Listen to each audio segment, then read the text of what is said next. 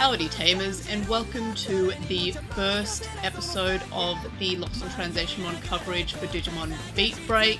This time I'm going to be talking about BeatBreak Episode 1, The Beat of Emotions. I'm the podcaster formerly known as May, now known as Kobias, and I'm joined by one of my buddies from the Digimon TCG scene, which is Guz. Hello Guz, how are you doing? G'day, I'm pretty good, how are you?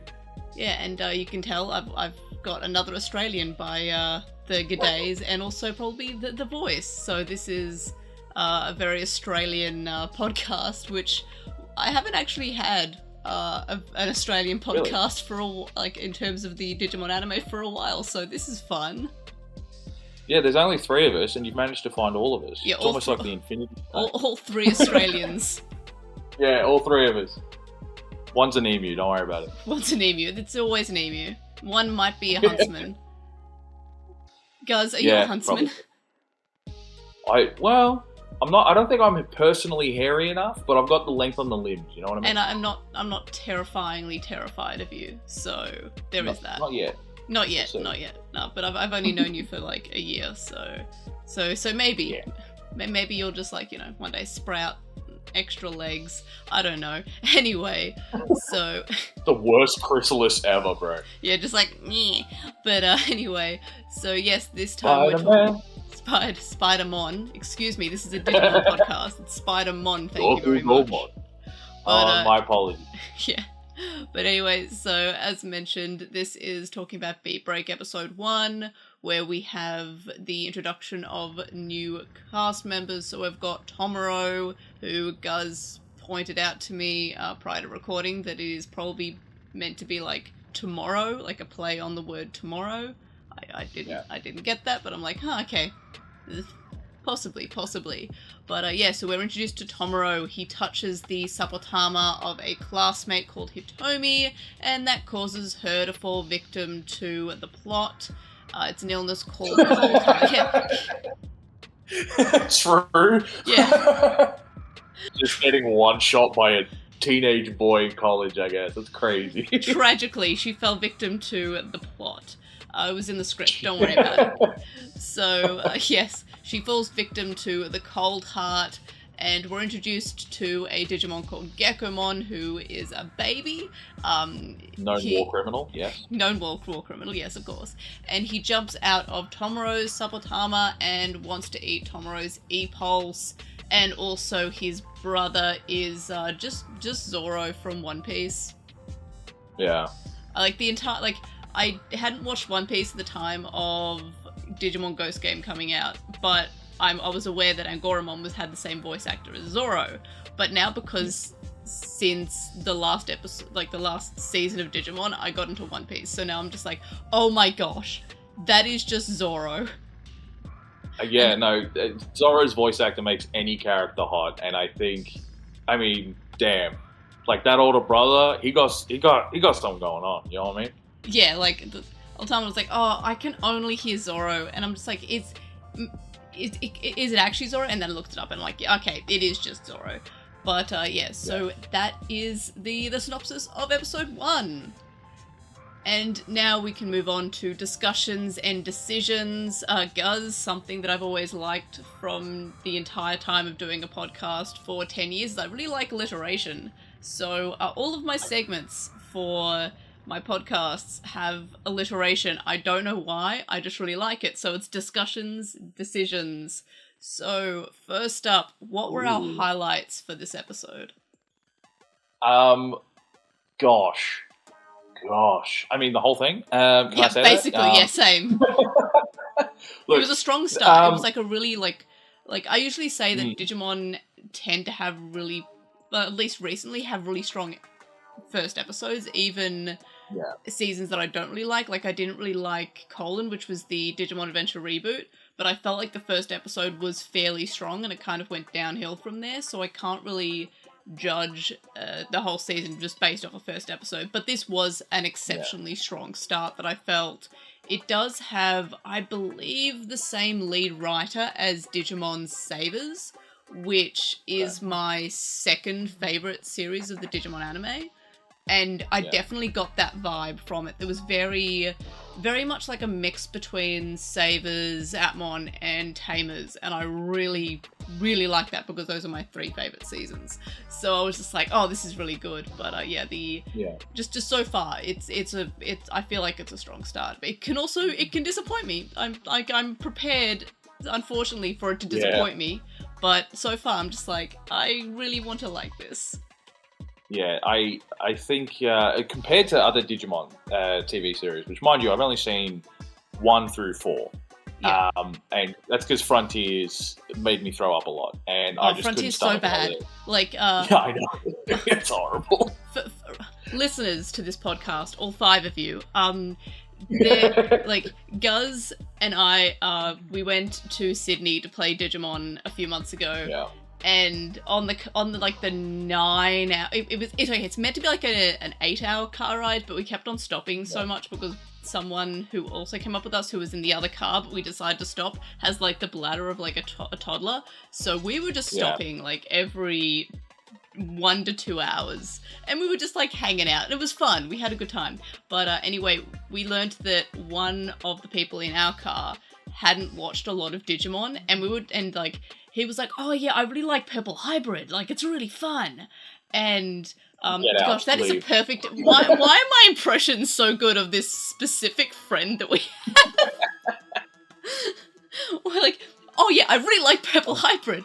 No, and we were just like, and he's like, maybe I should watch Frontier. And then both girls and I were just like, no, you don't want to do that, mate. You don't want to do that. I think that turned into like a 45-minute conversation of why it was the worst thing ever created by humankind. Yeah, we were just like ragging on Frontier, which is always like a field day for me personally. And again, if you're listening to this and you're like, I like Frontier, that's valid. You're allowed to. However, I do not. So we were just like ripping into Frontier, and that was like. That was in the first, like, I want to say, hour of the car ride, honestly. That was fairly early on. Oh, yeah. No, we hadn't even hit Gundagai at that point. No, we hadn't. Like, no. I think, we were definitely, like, still well and truly in Victoria, and we're going to be in Victoria for another few hours.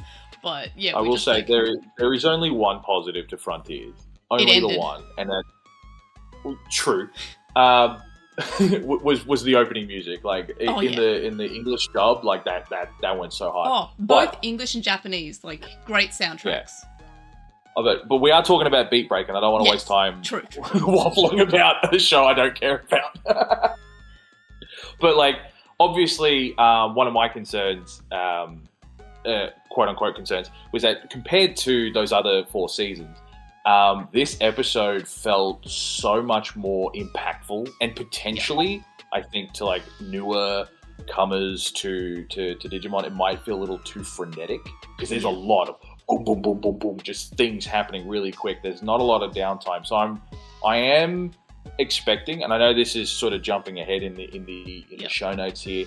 I do expect the next couple episodes to sort of take more of a breather, so it's not just going to be as boom, boom, boom. Because I don't want to get ahead of us all here, but like this first episode, it grabs you. The whole thing is designed to be a hook. So prepare to have questions, prepare for them to not be answered. That's the whole point of that first episode, is to get you in, to entice you. And genuinely, I think a lot of the highlights, just to bring it back to the proper question there, outside of the whole episode, because obviously we're fans, we're going to love the whole damn episode, you know what I mean? Like, there was a lot of really good animation choices. I think the one that we both sort of swooned the hardest over were the tears in the glasses. Oh, that was so good. But like, also, as someone who wears glasses, I was just like, that's so real.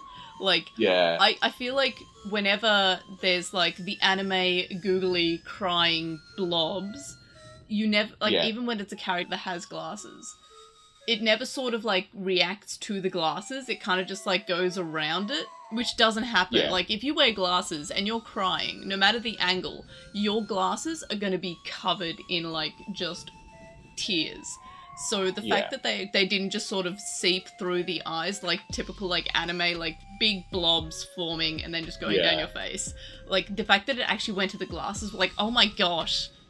realism in my Digimon animes. Like, it was... Bro, it was next level. Like, the second that happened, I was like, are they for real? I'm like, this is... Like, since 2020, Digimon's been on a very steady renaissance era. Like, everything that they've been putting out, like Card Game, like Time Stranger very recently, like a lot of their other like supporting things, they've just been doing so damn well lately, and it's really nice to see. I would argue since like it's been the Renaissance has been on since like 2015, 2016. Yeah. But yeah, with I think Try sort of started it. It was very much just like quiet, and then we had like things like in the English side of things, we had Digimon All-Star Rumble, and then everyone kind of bought that, but no one played it. And then it was just kind of like a vote with your wallet thing for that. But yeah, so I felt like until like, you know, the Cyber Sleuth kind of Try kind of period when all that was coming out, I feel like it really started then. But 2020 is definitely where it escalated when the TCG came out, and then it actually came out in English. We had Adventure Colon come out, which I personally didn't care much for. It was the best part about it is that it was better than Digimon Frontier, so they had that going for it. Any opportunity to rag on Frontier, and then onside. Like it that came out, and the thing is that it came out on Crunchyroll like the same day as it aired in Japan. Oh yeah. So it had that sort of thing that that had not happened before. And then we had Ghost Game that basically started a week after Colon ended. So we had that, and that also aired the same time, or the same day rather, on Crunchyroll as it did in Japan. So it's definitely did start start really speeding up in 2020, but I feel like it kind of felt like it's been up and up since about 2015, 2016. Yeah, I'm happy to concede the point. I was only able to truly pay attention when it came to 2020, I think, like a lot of people. Yeah. Because 2020, shenanigans happened, and we're all looking for anything that wasn't what was happening. Any semblance of joy and enjoyment in this world. Like, we're like, oh, things are kind of terrible. Digimon, perchance. But, yeah. So, do you have any other highlights about the first episode? I mean, I'll quickly shoot off a couple of things that I again mentioned to you pre-recording. Like, you sent me you sent me like a voice message, like, because you were on night shift, and I was just like getting up to go to the gym, so I listened to it when I was at the gym, and you sent me like, I wanted to say like a 10-minute voice clip of just things you liked about this episode.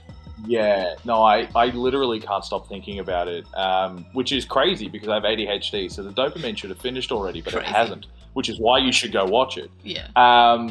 You know, after this, obviously. But look, I like the idea of the idyllic dystopia that this thing's in, where everything's egg-based, which is kind of funny. I love the way, for the highlights, that you get to see Toma.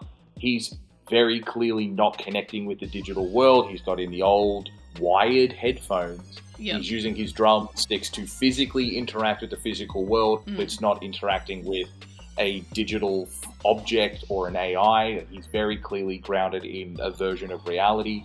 I enjoy that. I loved the idea of and I did mention this as more of a theory to you as well, the e-pulse being bioelectricity within humans. Yeah.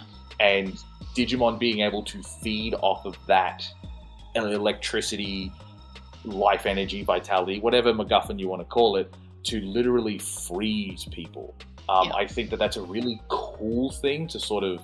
I hope that they do it with other, instances of Digimon going forward. I actually think it's really cool, because otherwise the threat was just big monster do big smack.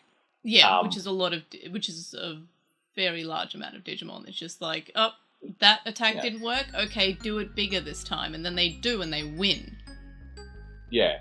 I like the idea that they can feed off of that bioelectricity stuff. I hope that they let that evolve past BeatBreak. I think that was really cool, with like the frost on the arms that Toma had when Gekko first fed. Yeah. In that physical way, because obviously fed through the E-link thing in the hand, and all that.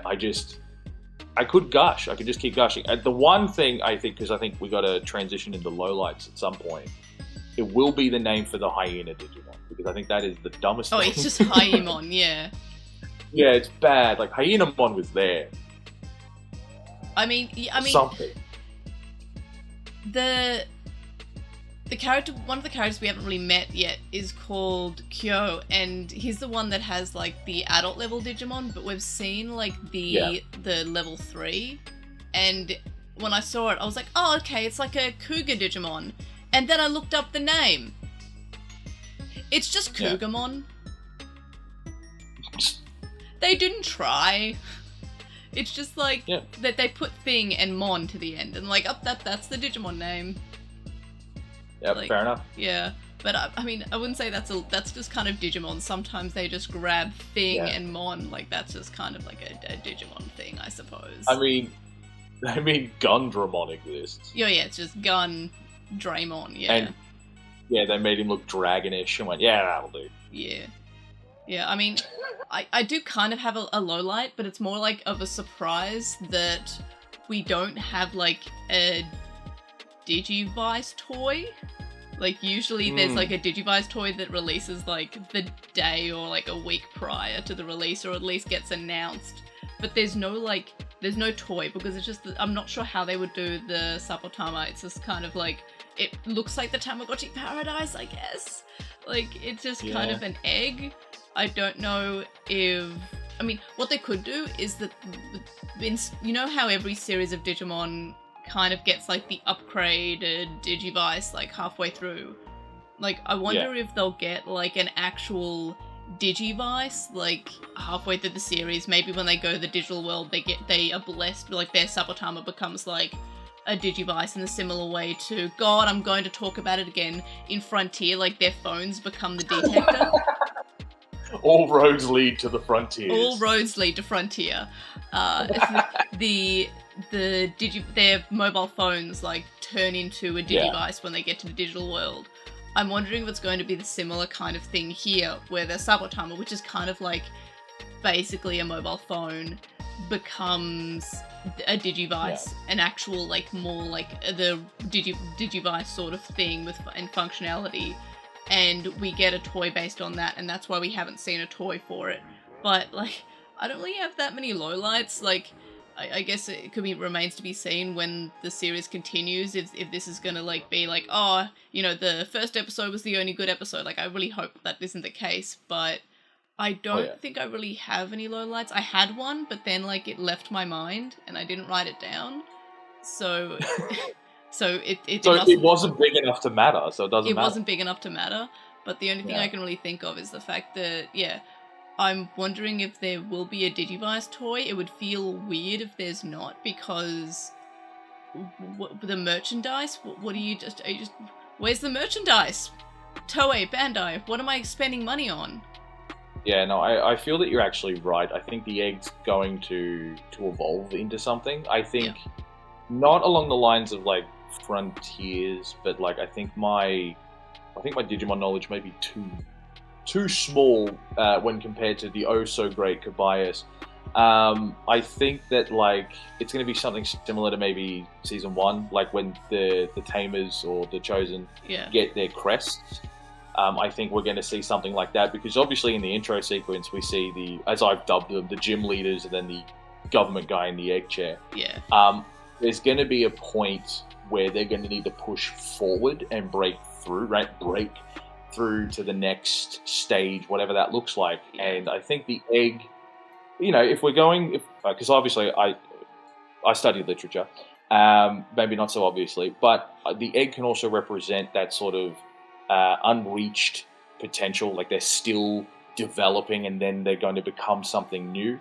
So if we're, you know, really going to go heavy on the whole metaphor angle there, I do think that could become something else. I think it would be a missed opportunity to just leave it as an egg. I'm also wondering if, how you pointed out that Tomoro has, like, you know, he's only interacting with more old-fashioned... Oh, I thought of my low light. Tomoro doesn't eat broccoli. That's my low light. I'm not even joking. I'm I'm like the number one broccoli fan in the world. I love broccoli so much. All right. Like, it's just, yeah. So I was just like, when he was like, I do need broccoli, and he throws in the bin, I'm like, don't like that. But then, like, immediately follows it up with, you can tell me what's going on. I'm an adult. Like, adults eat their broccoli. Yeah. It's like, shut up. But, yeah, anyway, so I'm wondering if, you know, you mentioned earlier that Tomoro kind of interacts with older technology. I'm wondering if it's because he physically can't interact with new technology because he just blows it up. Yeah, I think that's going to be addressed because, I mentioned in like that 10-minute madness just ramble recording.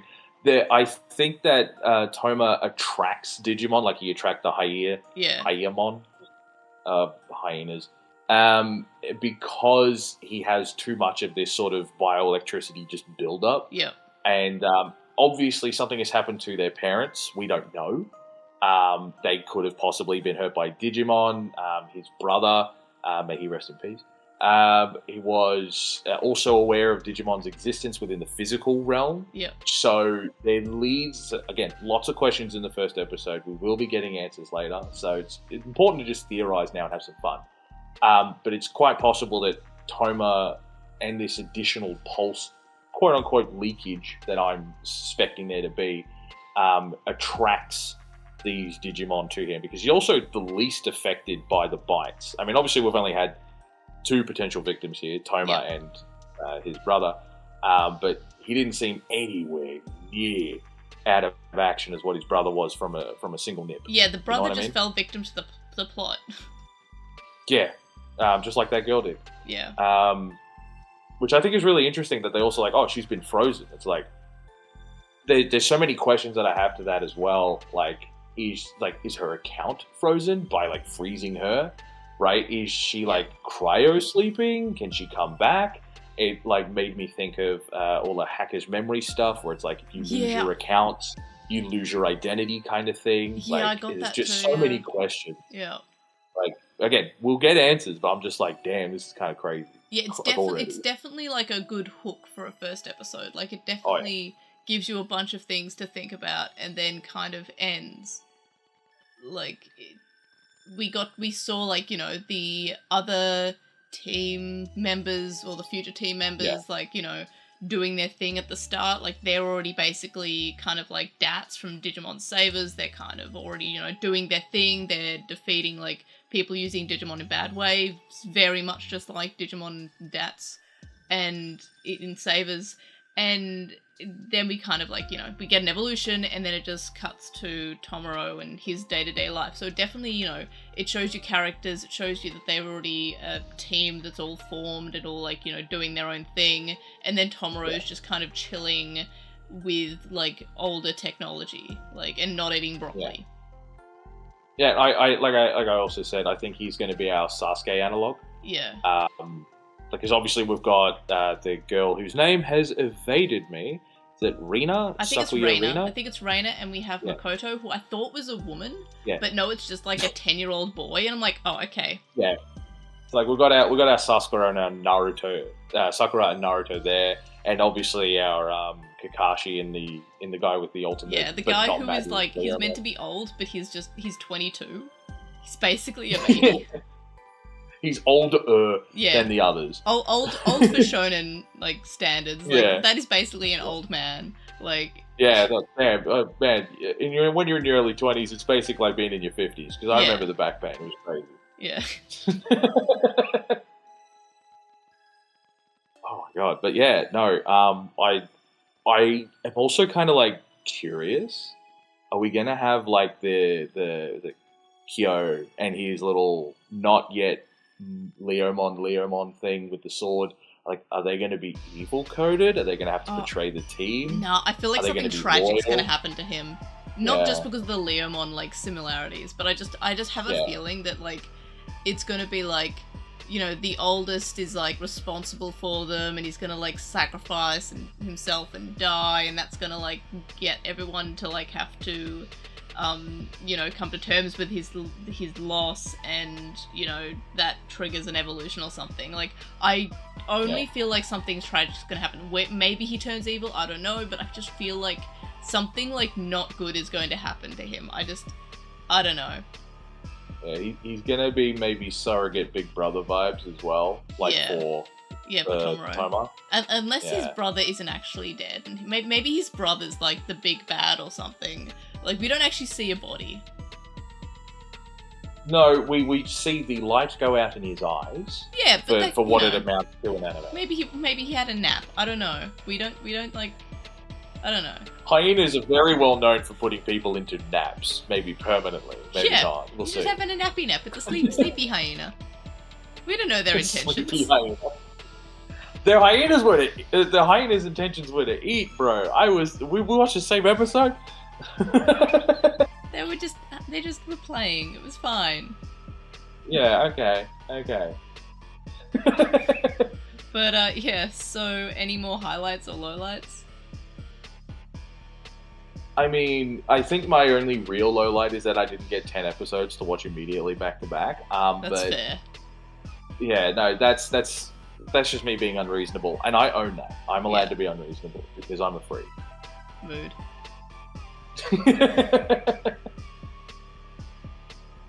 But so what was your favorite character? Because I know mine's Gekkomon, because like I love him so much. He's so cute. He's such a baby. And he's also a data type, and I only apparently like data type Digimon. Well, thank you for stealing my favorite, so damn, I find another one. You can have Gekkomon too. Gekkomon is for everyone. No, Gekkomon I think is going to be really, really cool. I'm actually drawn to virus types personally. Yeah. So I'm hoping that we get something crazy out of Gekkomon. I think it could be like at least card game perspective. It could be like some sort of Tyrannomon adjacent kind of thing, which I think would be really cool. I really hope so. Can it just evolve into Tyrannomon? Like, no, it has to be a chameleon Tyrannomon. I want to see that goofy Tyrannomon with that tongue bounce around and just scream the whole time. I would pay Bandai and whomever is in charge of this, I would pay so much goddamn money to see that. It's because it's like Polytoad but like on crack. It's literally just like Tyrannomon. Everything's the same except it's green and it just has a really long tongue. Everything else is the same. And those eyes. I need those buggy eyes. Yeah, we got to have like Tyrannomon, but Gekkomon colored, really long tongue, and also Gekkomon eyes. And like a little bit of that frill going on as well. Like that would be so sick. Yeah, and that's just like my Gekkomon's head on Tyrannomon color shift done. just don't make it like, I don't know. I'm worried it's just gonna be like a long skink, and that's just gonna, like, we have Salamandermon. I'm just worried it's just gonna be Salamandermon but with Gekkomon coloring. No, I want Tyrannomon. I want Tyrannomon but with Gekkomon. I think because of the dark streak that we have with Toma, well, obviously with all the loss and stuff. Yeah. Obviously, I'm gonna sit here and just go, there's gonna be a dark Digivolution coming up. I mean, because it's Digimon. Like that's happened in every series except for 02, where he just decided to evolve normally, and Frontier, where he was kind of out of control. But it's okay. It was solved by him crying in the eyes of the child crying in his eyes, and that made him all good. Again, all roads lead back to Frontier. Man, if my depression could be cured by having a child cry in my eyes, I'd go to a kindergarten and punch as many as I could in the head. You know what I mean? Like, that's not how that works. But, sorry, Kobe. I'm dying. It's fine. But, like, good, bud. Yeah. I think a Dark Digivolution's coming up, which I think could be maybe the path that I like for Gekkomon. We'll see. But, I also like the potential of Wolvermon. Being the little Wolverine thing. Oh yeah, it's just Gargomon again. He just gets pants. Yeah, I love Gargomon. Oh, me too. I love Gargomon too. He's a good dog. Like, it's baby. That's a whole bunny. No, it's literally, Galgo is a breed of dog. I know, but I will die on the hill that I know that is wrong, that he is a bunny. And I am okay with it. Okay, at least you know you're wrong. That's fine. I don't care that I'm wrong. When I look at that thing, I see a bunny. That is a bunny. If I'm wrong, the English dub didn't help by having his attacks being like Bunny Blast. Like, that did not help. Or changing Saint Galgo, which is meant to be like a Saint Bernard, into Mega Gargo. Like, just removing the dog reference. But, so if you were to rate this I just thought he was Scottish. Because of that weird little kilt Mega Gaga has. Me too. No, actually, me too. But just so like when he Mega Evolves, he's like, "Yeah, Lassie." It's like, whoa. No, but anyway, what would you rate this episode out of 5? I have no other episode to compare it to, because it's the only one of one. But just the way that it has hooked me, just the way that I basically walked away glowing, thinking about it constantly. While I can't call it 100% perfect, because that would be rude, I don't think I can give it lower than a 4.5, and like a 4.7 if I'm being like an absolute freak. Fair. I wrote down like a 4 because like I want it to do better, and I want so many episodes to do so much better. But I didn't want to give it below a 4 because I'm just like, if this is the best we'll get, I'll be like kind of disappointed. But it was a really good, strong start, as I said. But I don't want to give it a 5 because even though I really, really liked it, I absolutely want the series to do better. So yeah, I'm gonna give it just a 4, just because like I want there to be 4.5s, I want there to be 4.7s, and then of course I want there to be many, many 5s. But I mean, I think the only the only way it could have been better is if it was the first episode of Avatar: The Last Airbender. Because if you want to talk about like world building, setting stakes and stuff like that. Like genuinely, like from like a writing standpoint, watch that episode, the first one for Avatar: Last Airbender, over and over and over again. The thing builds so beautifully, it shows so beautifully, and it adds real stakes so gently and so not forced. And I think that this toes a really nice line for that as well. Yep. That is fair. I'm just a fucking loser. No, that's totally fair. You're not a loser. You're just my age. We compare everything to Avatar: The Last Airbender. That's kind of just what we do.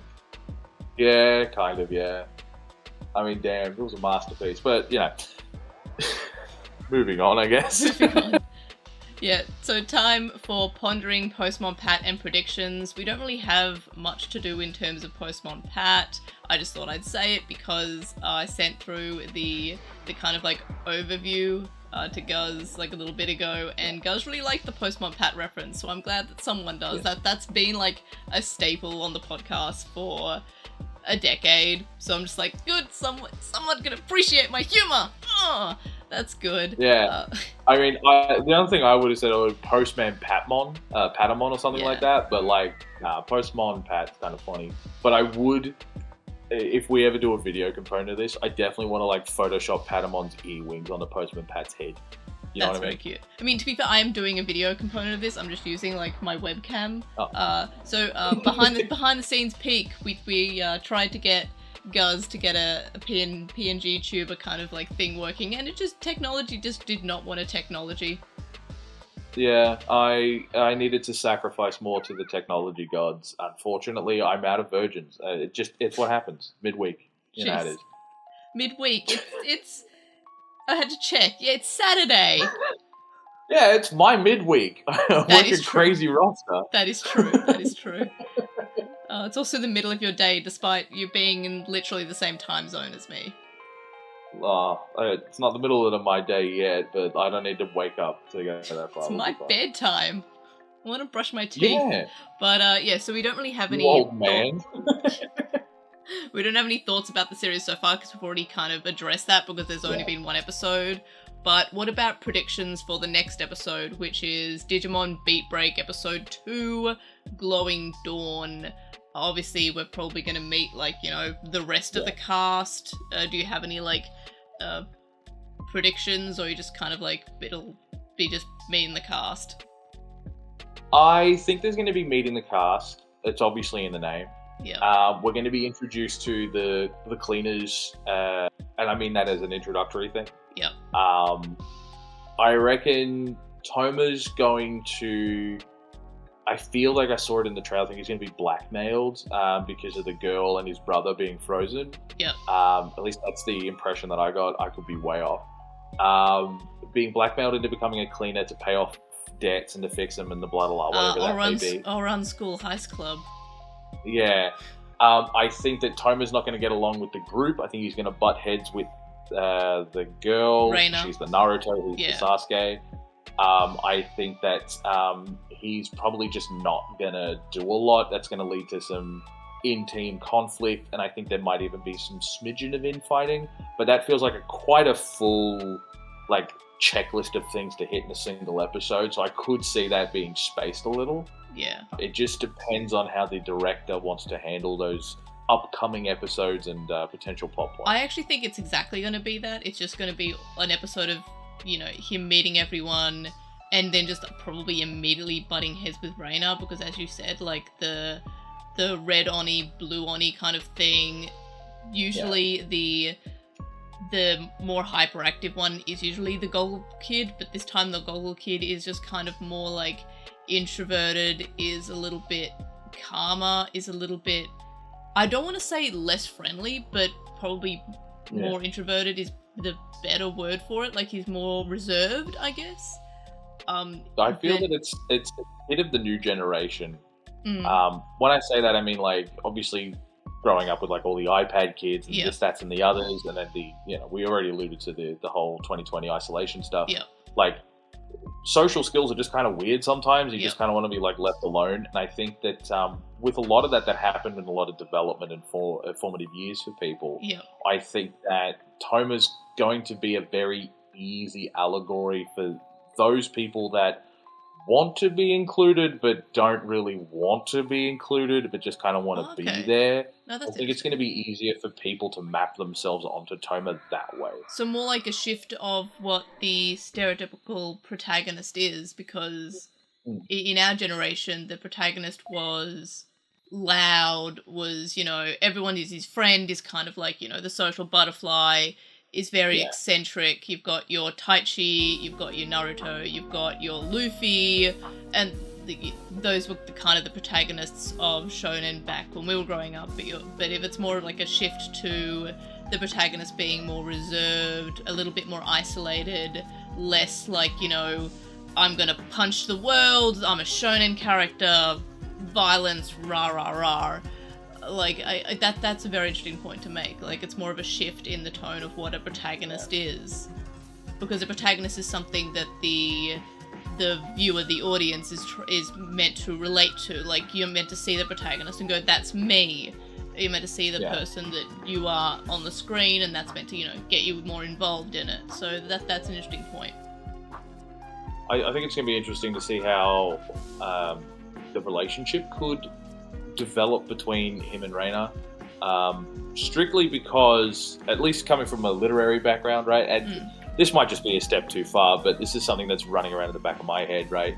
With regards to the Western canon and literary history, female characters are typically more passive. This is where you get your Mimis and your Soras, like, they tend to not really do stuff, and guys tend to be more action focused and doing stuff. And obviously there's a slight, obviously keeping it to the binaries, there's a slight reversal between the male and female energies there as well. So I'm going to be just very gently checking on that, just to see what and how that gets explored, because that could actually be very interesting to sort of dig into, because it could be it could lead to some rather interesting revolutionary literary fantasy. Yeah, I mean, I guess in a similar way you could compare it to how Disney had their princesses over time. Like, back before I was born, before both of us were born, the Disney princess was kind of like, you know, oh la la la la, when will my prince come? And then the classic. The classics of just like damsel in distress. And then, you know, in like the late 90s, late-ish 90s, early 2000s, they became gradually more their own person. They wanted to explore. They were basically slowly becoming heroes in their own right. They didn't really need their Prince Charming. The Prince Charming was more like, kind of helped them out on their way to do their mission, but their mission was more like not just focused on one day my prince will come, to I've got my story. A bloke's kind of there and he's going to help me out, and then they kind of fall in love on the way, but that's not her main goal. Like, we've got, like, you know, Mulan, for example. Like, she had her own mission. And then she gave her boyfriend like an awakening, which was great. Like, I wonder why I liked Mulan growing up. Huh. That's interesting. I wonder why I like the cross-dressers. God damn it. God damn it. No. No, but then you've got like Brave as well. For a more recent Disney one, Pixar thing as well with Merida. Like there's a lot of that evolution that's come from obviously third wave feminism and stuff like that. But not to get too soapboxy or preachy on anything. It's just something that I noticed. Yep. That I'm actually just gonna gently check. It's probably not going to come up 1,001 times, so don't worry. Yeah. But that's just a thought that had occurred to me there. I mean, even within Digimon, as you said, like we had, I feel like the original series of Digimon did have a pretty diverse cast in terms of the 3 girls. So we had Mimi, who was the girly girl, but she grows up and she catches poo midair. It was very cool. We had that's right. We had the little sister who kind of needs to be protected because she's sickly, and then we had Sora, who's the tomboy. And then it kind of went into the 02 where we had Miyako, who was basically just like Koshiro, like Izzy. Like, she was excitable, which wasn't like Izzy, but she also was kind of like the IT nerd. And then we had season 3, we had Rika, who was basically just like the Matt. So in Digimon itself, we've also seen how, and then we had Frontier, and Izumi just went back to being just the girl. So we don't talk about that. No, don't worry about that. Don't worry about that. But all roads lead back to Frontier. Yep. I want off this Locomon. I'm done. This Trailmon. But so we even within Digimon, we had the evolution of what kind of girls are in this anime. Like we had the sister, the love interest, and the girl in the first series to the second series having like, she's not really that girly, and then we had Rika, who basically was just the Matt. She was the rival character. So even within Digimon, we've seen like the evolution of what different types of protagonists are, like what kind of aspects we have from them. So that is interesting to note. So I'm looking forward to meeting the rest of the team. It's gonna be fun. It's gonna be fun, and I'm waiting for what's the bat's name again? Chipromon? Chiropmon? Chiropmon. Chiropmon? Something, I don't know. I'm a fake fan. Little bat fella. I'm very curious to see where he goes, because bats always digivolve into cool things. Just gonna be Devimon again. Devimon. It's gonna be Devimon, but with some like I don't know. He's got like pink ribbons in his hair or something. Oh my god! Which would actually be adorable. Digivolve to Gay Devimon.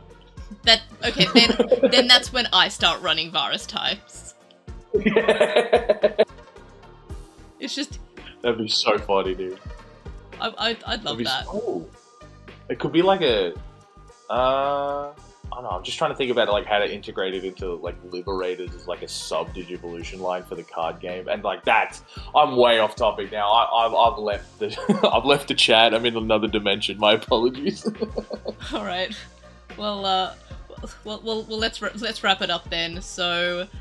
This is when I just read a bunch of text from my segment guide, and I try not to flub over every word, but every time I say that, I end up flubbing over more words, so we'll see. So you can contact me and stay updated. You can leave me a comment on this episode on YouTube to join the conversation, and for a full list of ways to find the podcast across the internet, such as YouTube, TikTok, Twitch, and Twitter, head over to my Linktree, which is linktr.ee/LostinTranslationmon. If you enjoy the podcast or videos or my silly posts online, you can show support by signing up on Patreon, get some cool rewards, and help me hit some milestones.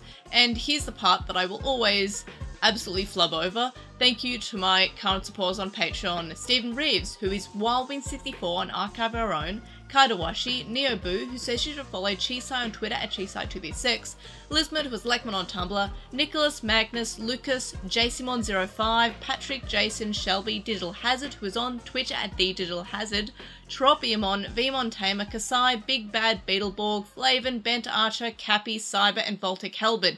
Somehow almost flubbed multiple times but didn't. I'm very proud of myself. And you can you can also make donate. There we go. There it is. You jinxed yourself. You almost had it, bro. Almost had it. You jinxed yourself. You can also make a one-off donation on PayPal, which we found linked in the description. It's paypal.me/airdramon. You can also donate to me on my Ko-fi account, which is ko-fi.com/airdra. Okay, that wasn't too bad. But in any case, not too bad. In any case, I want to go to bed, but also I have to edit this episode. But thank you very much for joining me, Guz, so much, because I kind of wanted to do something different where, like, I introduce, like, different people that I've met playing Digimon, or, you know, talking to Digimon about people. They're surprisingly tasty. Talking to people, yes, as we learned from much Digimon, there's always more.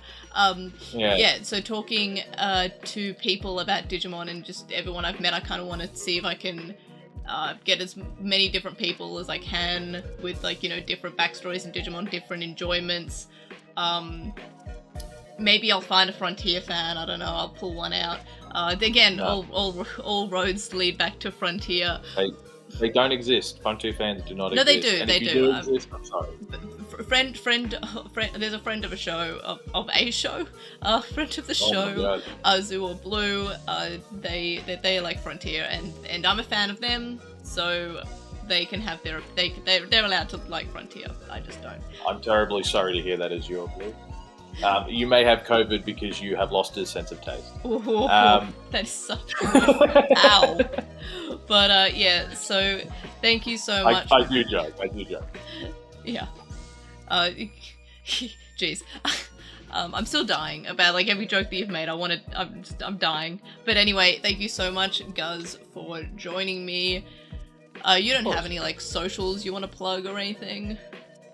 I don't exist. Do not perceive me. I'm not real. I'm a figment of your imagination. No, I haven't set any of that up in any meaningful way, to give an honest answer. That is so. Look, I might jump back on one of these. I hope to, actually. I would like you to. I think that we've got, like, you and I have really good, like, chemistry. Like, I didn't, like, I always thought you were really cool, but I feel like we didn't, like, bond as, like, friends until, like, the trip to Sydney. But I feel like everyone on the trip is just, like, I consider a much stronger friend just going on that journey. Yeah, mutual love of sausage rolls really brought us closer. Oh yeah, together. Absolutely. Like, Guz and I are fiends for sausage rolls, but that could have basically just been our diet the whole way up.